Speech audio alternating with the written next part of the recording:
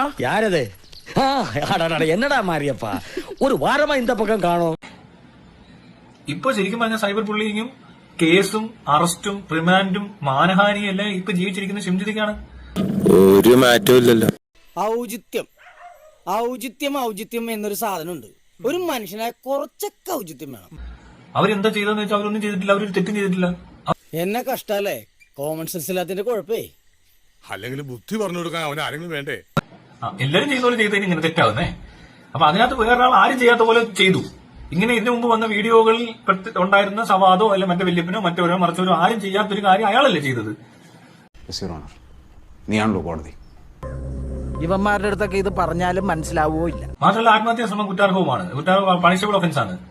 അയാൾ ശ്രമിച്ചു, സക്സസ്ഫുൾ ആയതുകൊണ്ടാണ്. അല്ലാതെ ഇപ്പൊ ജീവിച്ചിരിപ്പുണ്ടെന്ന് അയാൾക്ക് ആ കേസോട് കിട്ടിയേനെ. അയാൾ പിടിച്ചിട്ടുണ്ടെന്നുള്ള കാര്യം 100% അയാൾ തട്ടിയിട്ടുണ്ട്. ഈ പെണ്ണിനെ മാത്രമല്ല അപ്പുറത്ത് മറ്റേ വേറെ പെണ്ണുണ്ട്, അവളെയും തട്ടിയിട്ടുണ്ട്. അയ്യോ നിനക്ക് എന്താണ്? എന്തിനു വേണ്ടിയാണ് ഊതിപ്പെരുപ്പിച്ച് ഇങ്ങനൊരു കേസ് ഫ്രെയിം ചെയ്ത്? ആ പെണ്ണിനെ കണ്ടെത്തിയ പ്രശ്നം തീർന്നു.